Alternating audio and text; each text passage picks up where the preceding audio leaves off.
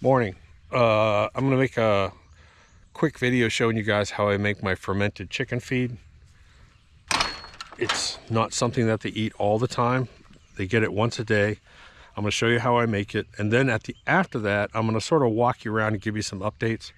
I'll give you a glimpse of the garden, the new chicken coop 2.0, the fields, the compost piles, and some of the features we have in here. So here we go. Howdy.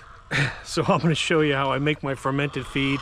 It's actually pretty simple, and I'm having to yell over the chickens because they're mad at me because I'm not giving them any greens. I usually give them some greens once a day, and I haven't given them any. Right now I'm feeding them clover. Normally I like to feed them turnip greens, but let me show you how I make this. It's pretty simple. There is one part in this you can skip. I'll put about an inch or two of water.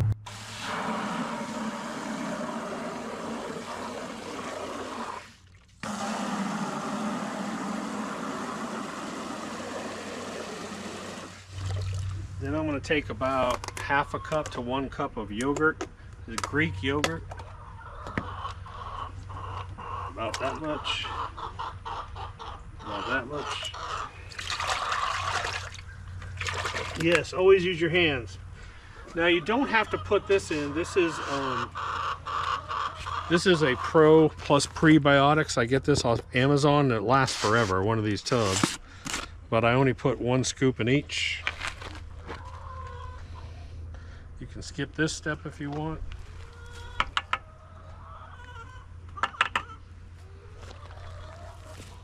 And then this next step, you don't have to do, but let me tell you why I do this. If you look at all the big chicken producers like Purdue and everything else, when they raise antibiotic-free chickens, what do they add to the chicken feed? They add all kinds of herbs. They add oregano, basil, thyme. And so that's what I do. Plus, the chickens seem to really like it. Man, what a delicious flavor. It smells so good. So, I buy these bulk on Amazon. Maybe I'll link to all this stuff. This is basil, just about half a cup. I'm just going to put about half a cup of this in each. And Rachel, who takes care of my chickens, every time she smells this, she's like, man, I want to eat that. It smells so good. This is thyme. Same thing, about a half a cup, 3/4 of a cup. Go. And then oregano. Same thing, about half a cup, 3/4 of a cup. We're not cooking, we're making chicken feed. And someone's going to say, those aren't food grade buckets. And I'm going to say, you haven't been working with chickens long. Have you seen what chickens eat? You think I'm worried about food grade buckets with chicken? The crap that they eat? Oh my God.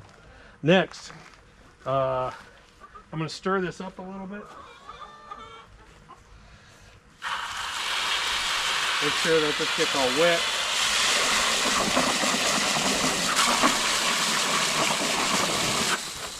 Next thing I'm going to do is I'm going to add some scratch grains. I really like to do more. I get this at Tractor Supply. This is beautiful stuff, by the way. And I've also ordered some barley, and I'm out of it right now. The barley, I get it off Amazon in 50-pound bags too. I don't put much of that in. I want you to see how much I add here. I fill it up to about 3/4 of the way.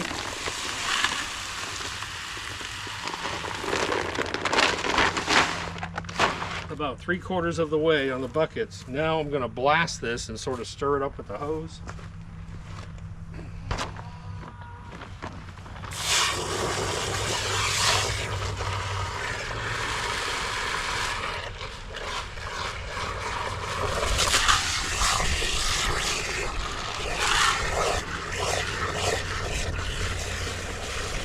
And if I feel like I can add more to this, see this bucket I put more grain in. This one could use a little more.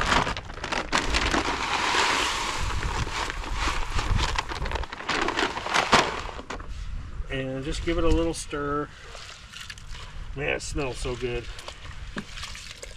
It smells delicious. So one of the things that bothers me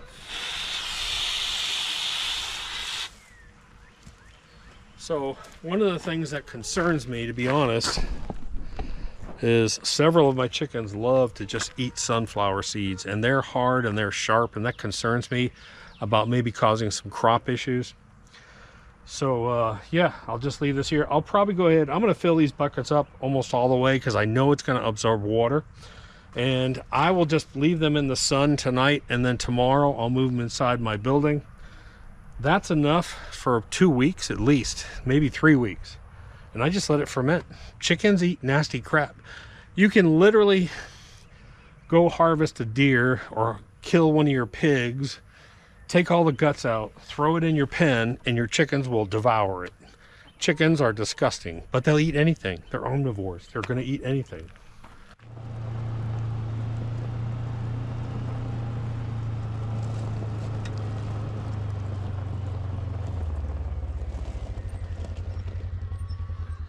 Every morning the same thing. They'll sit there and scream at me until I let them out in their outside run and give them some treats. But let me run over there and look at the feed. Isn't that kind of cool? We built this outside egg station where people can pick up eggs. And I got these stencils off Amazon, and I did a base green and then touched it with a dark burgundy, and it sort of matches that cooler. But we'll have egg crates up here and people can pick them up, and produce too. So we give away all of our eggs. Right now I'm getting at least 2 dozen eggs a day. We just give them away to friends, families, neighbors. Same thing with our produce. We'll produce probably 3,000-4,000 pounds of produce this year, and we just give it all away. It's kind of nice to be able to do that. So I just leave it out in the first day. I like to leave it out in the sun to really sort of get it active, and then I'll pop it in my storage building. And let's see what we got here. It'll probably be, oh yeah, we're starting to have some good activity there. Doc, that's not a food grade stirring stick. Really, people, come on. So I'll just go ahead and I just use this stick just to sort of stir it up, and you can see what happens. You get all these bubbles start to pop up. But man, it smells so good.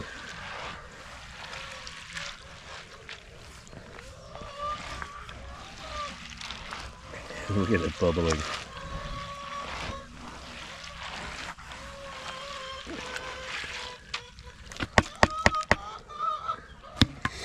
And that's it. That's pretty much what she looks like. Bubbly, bubbly, bubbly, bubbly, bubbly, bubbly, bubbly. So this is the original chicken coop, and there's 30 birds in here. The new one will have about 15 birds. They're so annoying in the morning. God, look at that garden. Doesn't that look fabulous? Doesn't that just look fabulous right there? And we use the chicken poo in our compost.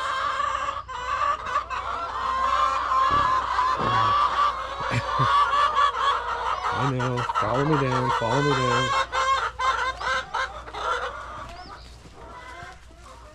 So we have this inside run, then we have an outside run, and they can't get out until I let them out. But I have a door here which allows me, oh my God, I'm gonna get wet from this hawk netting. Oh, this allows me to come out here and actually take care of, get their water changed, clean out their feed trough without having to deal with them and them all around me bothering me. But I usually keep a bucket of the feed and some black fly larvae. I give that to them once in the morning, that's it. And the rest of the time they're on hard scratch grains and layer feed and grit. And then once a day I try and come out and give them greens. So normally I plant turnips, and they love turnip greens. But I also have a ton of clover that we plant in our garden over here. And I actually run a lawnmower over it and chop it up. You don't want to give chickens stringy grass. If it's chopped up fine, they can eat it. So we have grasses and clover out here, and I take my ego with a bag on it, and I'll cut some of this and then bring it in here. But they really love turnip greens. Love them. Okay, so this is two sections of gutter I bought from Lowe's, and I installed it here at an angle so that I can wash it out, or when it rains it washes out. And you can see I put in their fermented feed with some black fly larvae sprinkled on top, and then I always put a pile over here. But when I let them out, you'll see what I'm talking about. Camera on the outside run, camera on the inside run. Get cameras. You don't have to worry about what's going on. If you have a predator bothering your chickens or trying to get your chickens, you'll know about it. I also have a camera up on the main field, and then I installed a new camera up here covering this whole back area. I know exactly what's going on. All right. So let me open this up. And they know the routine. Everybody run, everybody run. Go on, Johnny, go over there. Get your feed. Get your feed on, get your feed on. Oh, you late? Any other latecomers? So in the summertime, there's two things you need to give to your chickens. One is shade and the other is airflow. You can see we've got shade cloth all over here. This is south facing. The east is over here, and their nesting boxes were getting hit by sun, so I put shade cloth up here. And in the late afternoon, we're getting a little sun in here, so this place stays nice and dark and cool. Roll out egg boxes. I don't know why people don't use these. Rachel was saying that, oh, she's washing her eggs off. And I came over here and I showed her. I said, I never have a dirty egg. Maybe once every 2 weeks I might have a dirty egg. My eggs are perfectly clean. Perfectly clean. Get some rollout boxes, please. Water right here. I have an inside and outside water, and then I have this built hard fan, which I put on a timer. This kicks on probably about right about 11, and just puts a nice airflow all through here. So they have hard chicken feed here. Scratch green and scratch green. I made 2 scratch green. They have a grit station, rollout boxes, and then their house, which is completely enclosed. This has a solar vent fan inside of it, and I have a night light in there. And if you hear someone say chickens have to have complete darkness at night, they don't know what they're talking about. They don't know chickens.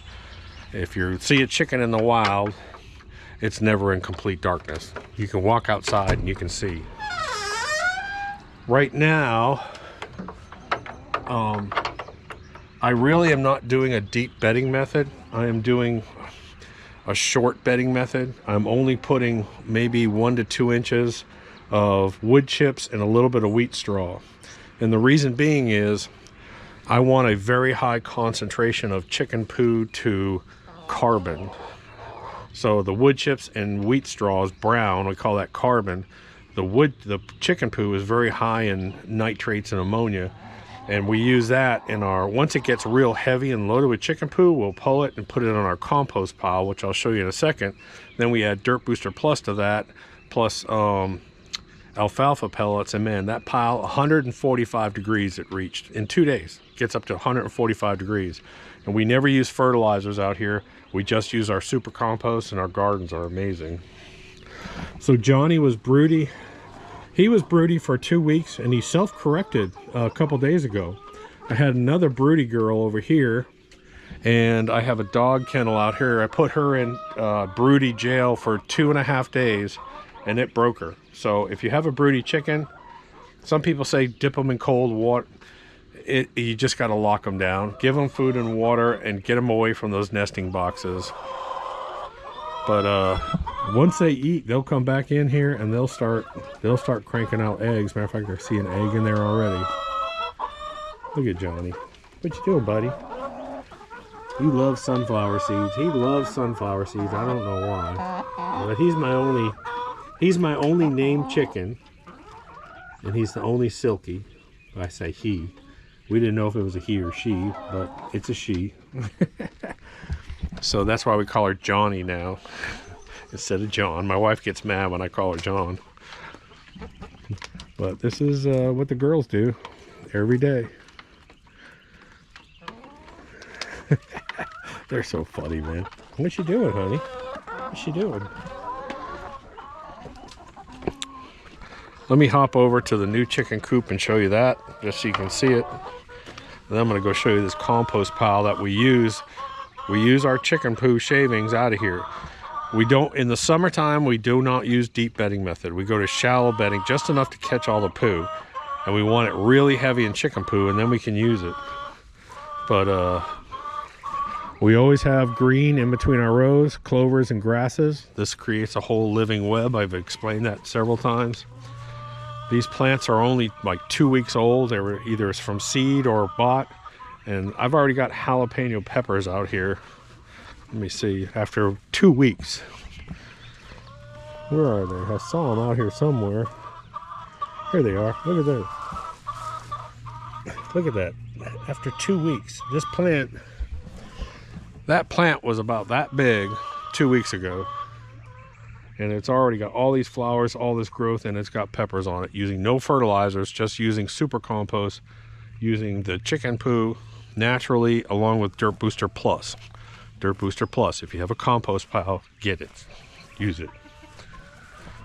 Trellises this year. I showed us making the trellises. We got those from Tractor Supply. It's just cattle fencing. You can make them in 10 minutes. They're real easy. Herb garden, carrot garden, lettuce garden. This is Chicken Coop 2.0. Dennis, or Jesse, I should say, man, he's such a good carpenter. So I came up with this design based on changes I would have made over there. And one of the big changes was I searched and searched for this black mesh. This is not normal. Most people put up 19 gauge. This is 16 gauge. This is a heavy duty black vinyl coated mesh, and it's absolutely gorgeous. It's definitely worth the upgrade. It's not all that much more expensive. I got that on Amazon, but we have a door here. This door here. This will be their rollout boxes. We'll put something behind that to give them some privacy, and I'll put up, they like to have some kind of half shade here. I'll put up some half shade. This is their coop where they will spend their nights. And one thing you want to do, what we do is we do differently than everybody else. We put ventilation gaps in here, and we never have any kind of wetness on the bottom. So you'll see a lot of times when you clean, if you have one of these, you have this nasty muck down at the bottom. Ours is always perfectly dry. Has lots of ventilation inside of it. I'll be putting up the roosting bars, have a little night light, have a window, have a solar fan, solar power. All this is solar powered. This is a new door that I'm testing, and I really like it because it has the panel on the front. This has all the settings that all the other ones have, you know, daylight, time, whatever, and Bluetooth, but this one has Wi-Fi. I can literally be in Las Vegas watching a show or something and push chicken door up, and that door will come up. That's cool as heck. So I'm testing it, and we'll see what happens. Then we come out here, and we can access the outside run. We took about 15 feet off their run, and this is the new run. Again, a door that lets me access it without having to go through here. But they also now have this back area. So this back area plus this whole back area here, which in the summertime, when it gets hot about noon, this is all shade. So those are just some just brief overview of the new chicken coop. But man, this came out so nice. I'm so happy with it. We have to have hawk netting. We have lots of hawks around here. Decoys don't work, by the way. Crow decoys, owl decoys, I've got them up over there. They don't work, trust me. Black chickens versus white chickens. Down at the beach house, my neighbor has black chickens. I'm mowing the grass. Hawk comes down and nails one of the black chickens. Fortunately, he got away. So hawks aren't dumb. They know what's going on. Let's see, what else? Is there anything else I wanted to show you real quick while I'm in here? I think that's about it. We did, just so you know, for predator prevention, what you should be doing is, so we have this metal wire here. Then what we did is we took a rototiller and we tilled 24 inches or a bit more, 30 inches out here. all the way around. We took wire, we stapled wire at the bottom, and then we have our wire coming out about 24 to 30 inches. Why do we do that? If you think about it, a raccoon, one raccoon will kill all your chickens, by the way. Raccoons are absolute chicken killers. One raccoon in here, he will keep killing and keep killing and keep killing until all your chickens are dead. There's plenty of videos out there online. Google it, you'll see. They're horrible chicken killers. But every predator is going to come up to here. So they want to go in here. They're going to dig here, here, here, here, here, here. They're not going to come out and dig out here. So that's why you do that extra. I don't really worry about mice. This will stop some larger mice, but mice are going to get in through cracks and everything else. This will stop snakes, by the way. Black snakes are typically your issue if you have a larger black snake, but this will stop black snakes. They do have the ability to crawl, but they can only crawl as high typically on a surface like this as their length. So I'm safe there. We did put some on the outside, and then what I did, let me open this. And then what I did is on all the areas, we did the same thing here. We came out, threw down some grass seed and some clover seed just to sort of bind that fencing in. So let me go pop over here. I need to check the corn. I need to check the corn in the fields. We'll see how that's doing. The fields are just absolutely gorgeous. We've gotten a ton of rain over the past week, and we were in a drought. Now we're getting a ton of rain. But let's go ahead and let's pop this compost pile open. This is the only thing we use in our gardens.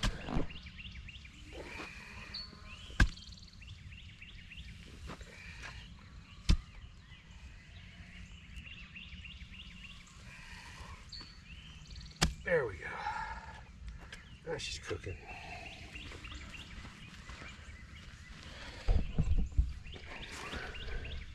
Now, if you want to talk about microbial activity,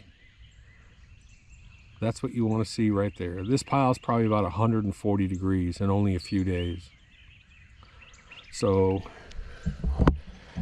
I've done several videos on how we make this. We use dirt booster. On the larger piles, I add alfalfa pellets just for a more long-term organic matter. We put this into the soil. Once the plants start growing, then every 3 or 4 weeks we'll do a little bit of top dressing around the plant. Again, massive stuff. Brand new squash garden I'll be doing a video on over here. That's 100 feet long by 30 feet wide, and all of our squashes, watermelons, pumpkins, all kinds of squashes, all kinds of stuff growing. It's going to be crazy. We're just letting it grow natural. I don't know how we're going to get in there and harvest the stuff. It's going to be nuts. But all these fields, we came out here. This is a no-till operation on all of our fields. And so we came out here with a strip seeder, a John Deere 1710 strip seeder, and we stripped in corn in here. And each field has its own sort of characteristic. Field number 1 is so dense and thick, I'm concerned that the corn may not be able to get enough sunlight because we're not using any nitrogen, and corn wants nitrogen because it's a grass, if you didn't know. Anyways, but out here, I came out here the other day, and the areas that were not corn, I cut down short because I want to plant some more clover. This field doesn't have a lot of clover. The longer ones actually have corn. The only concern I have is some of these areas, some of this cereal rye is getting really tall and competing with the corn. I may have to come out and put it on high and cut. But you can see, like, this is corn, corn, corn. But some of these areas, that really tall cereal rye, I'm really thinking I might have to come out and do a cut on it. I don't want to, but if it's not getting enough sunlight, it's not getting enough sunlight. But I am getting, you can see right here. So you can see this tall cereal rye, but look right here. There's a piece of corn right there. Corn, corn, corn, corn, corn. So anyways, I'm playing it by ear. We'll see how that goes.